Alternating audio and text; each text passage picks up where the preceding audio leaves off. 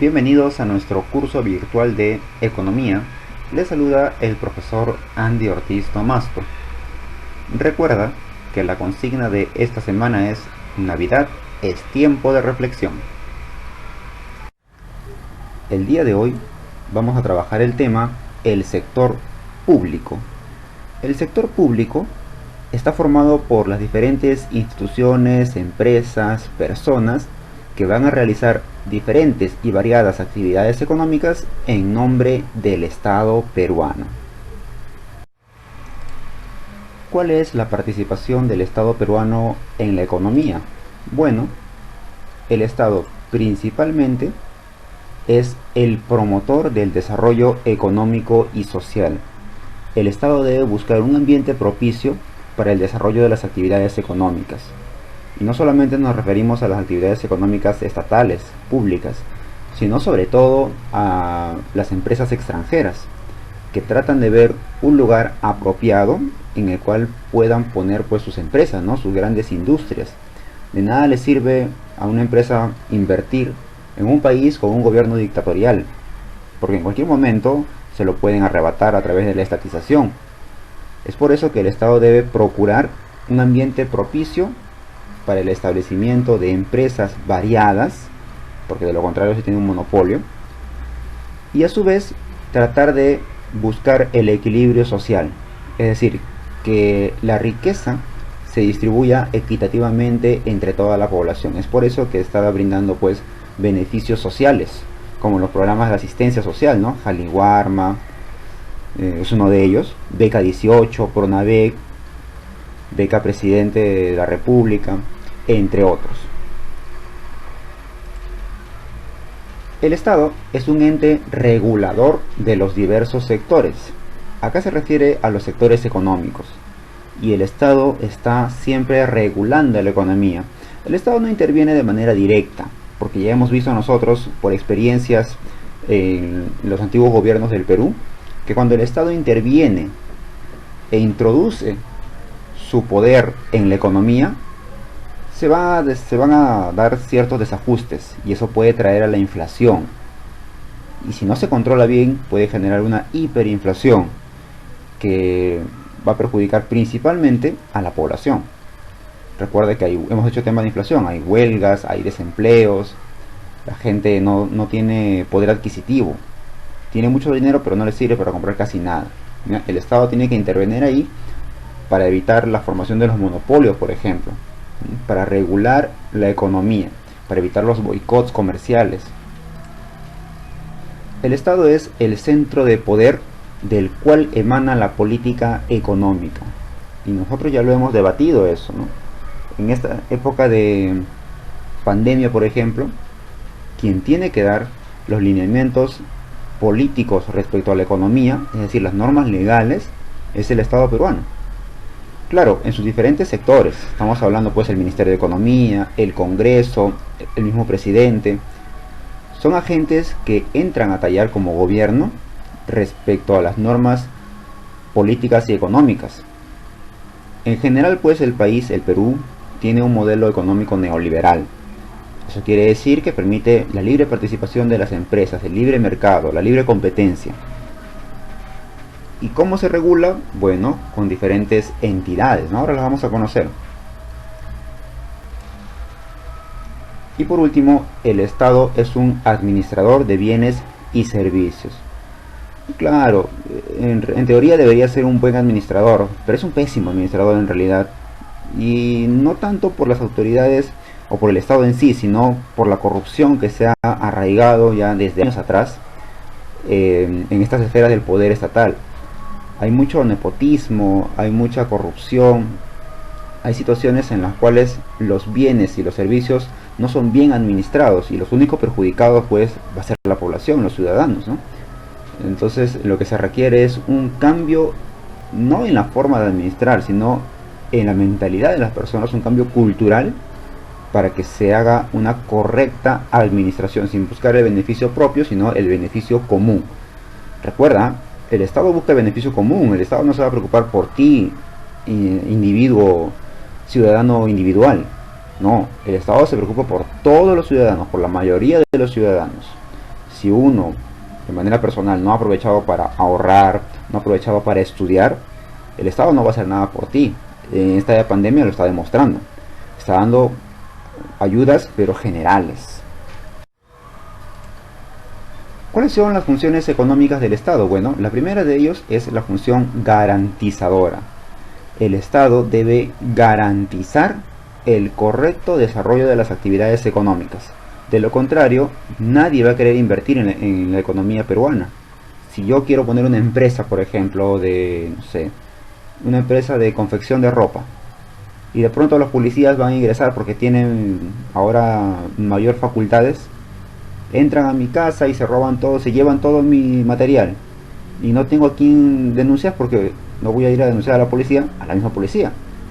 Entonces no me garantiza la estabilidad de mi actividad económica. El Estado tiene que garantizarlo, y para eso hay leyes, ¿no? Para eso hay leyes.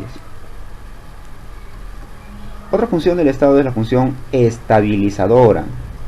La función estabilizadora se refiere al establecimiento de políticas económicas que procuren la estabilidad en la economía, que no haya mucho desempleo, que no haya mucha deserción laboral.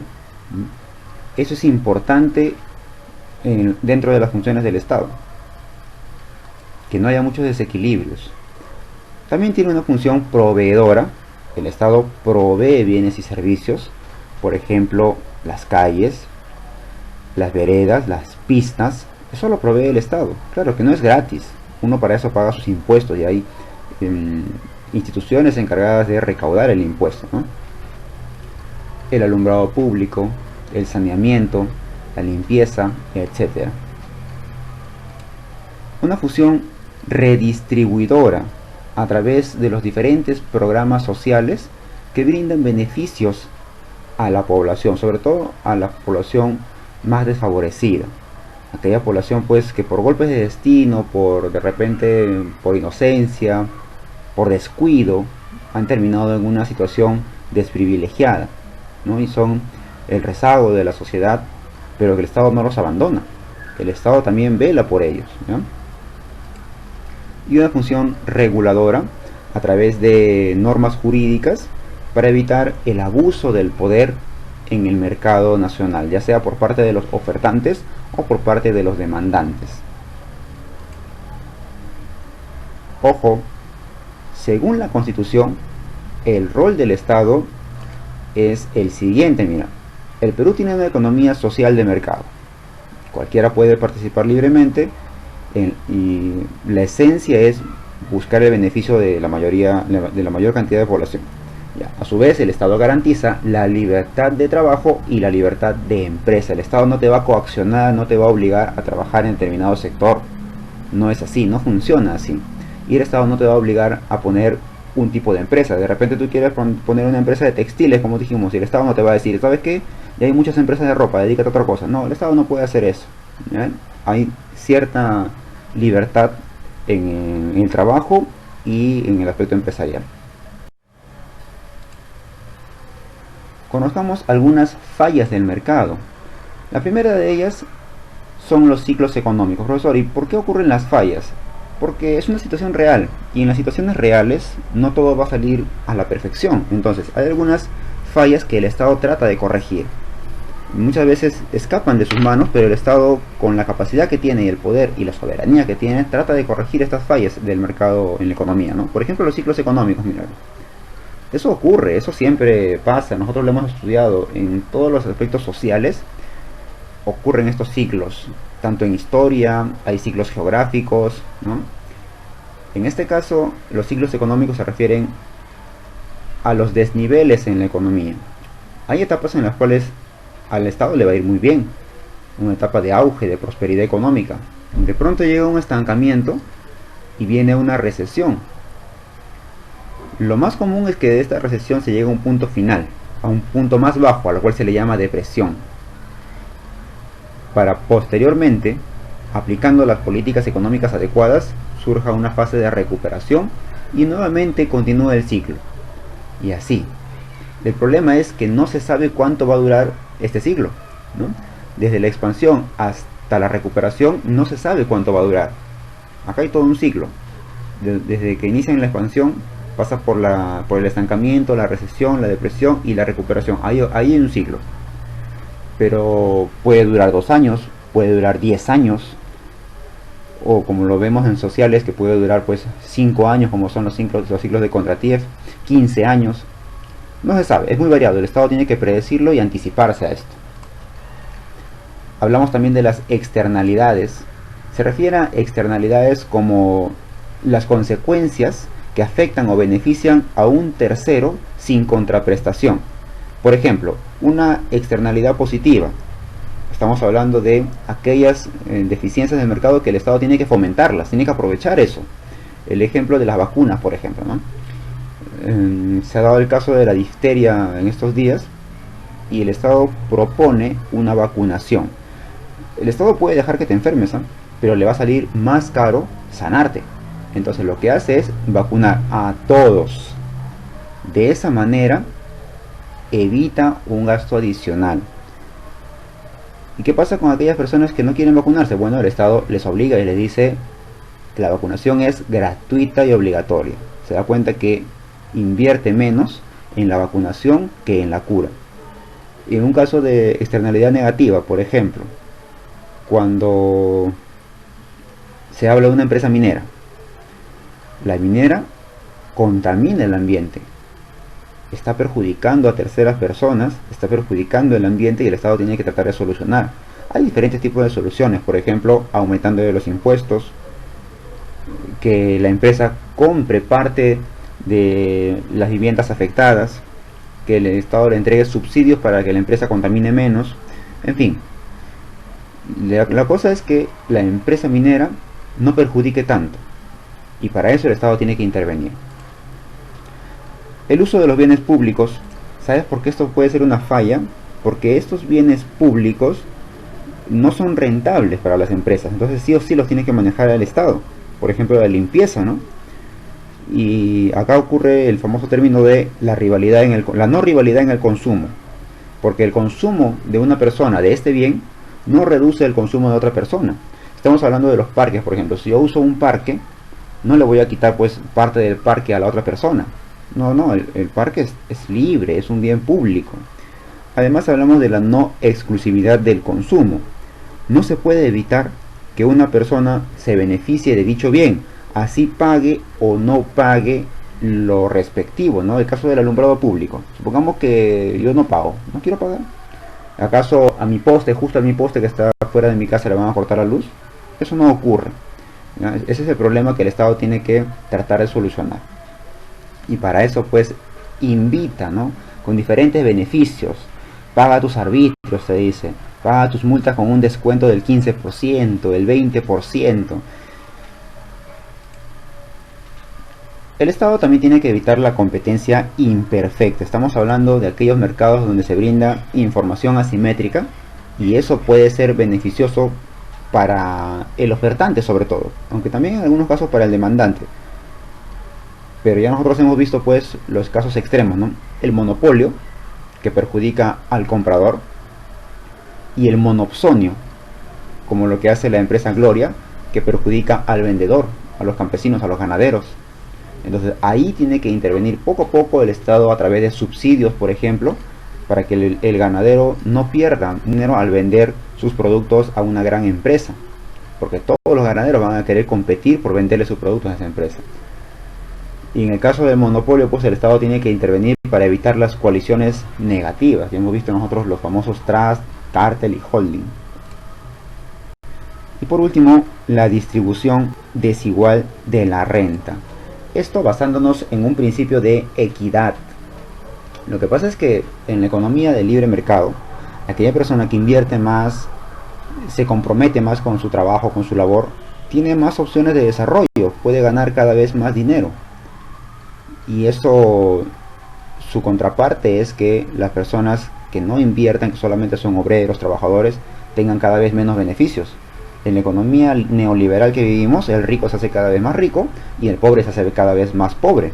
Es por eso que la educación es una gran arma para salir de esta pobreza. Y el Estado atiende así y promueve, por ejemplo, programas de ayuda social como Beca 18. Y por último veamos los organismos reguladores, que son aquellos que se encuentran adscritos a la PCM, a la Presidencia del Consejo de Ministros, y cuya función es supervisar, regular, fiscalizar, sancionar, solucionar controversias y reclamos de las empresas privadas, ojo, pero que prestan servicios públicos. Esto está establecido en una ley, en la ley 27332, en las cuales pues se crean diferentes instituciones, como por ejemplo OSINERMIN, Organismo Supervisor de la Inversión en Energía y Minería.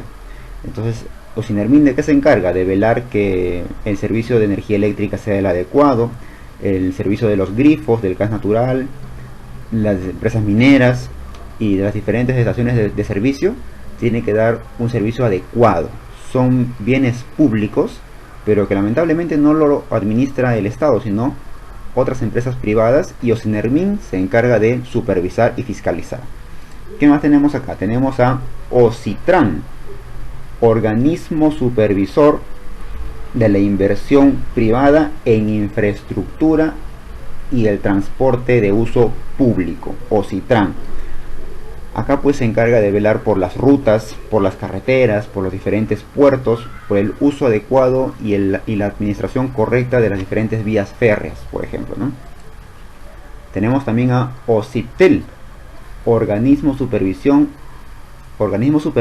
de Inversión Privada en Telecomunicaciones, ya sea por radio, por televisión, sobre todo por los medios de comunicación como los celulares. Cuando hay cualquier duda, abuso de un cobro, mal uso de datos de la información por parte de las empresas de telefonía como Movistar, Claro, Entel, Vitel, uno recurre a OSIPTEL. Y por último, SUNAS, la Superintendencia Nacional del Servicio de Saneamiento, todo lo que es limpieza y el orden, el ornato de la ciudad. Vamos con nuestra autoevaluación. La primera pregunta nos dice: el Estado básicamente busca dar solución a los problemas sociales, como por ejemplo la desigualdad social, y para eso se hace cargo de diferentes programas de asistencia. La pregunta número 2 nos dice: el organismo que regula las actividades económicas recuerda que el Estado no suele intervenir mucho en la economía, solamente la regula y fiscaliza. No te olvides que tienes una tarea pendiente, desarróllalo, practica y estudia mucho, y nos encontramos la próxima clase. Hasta luego.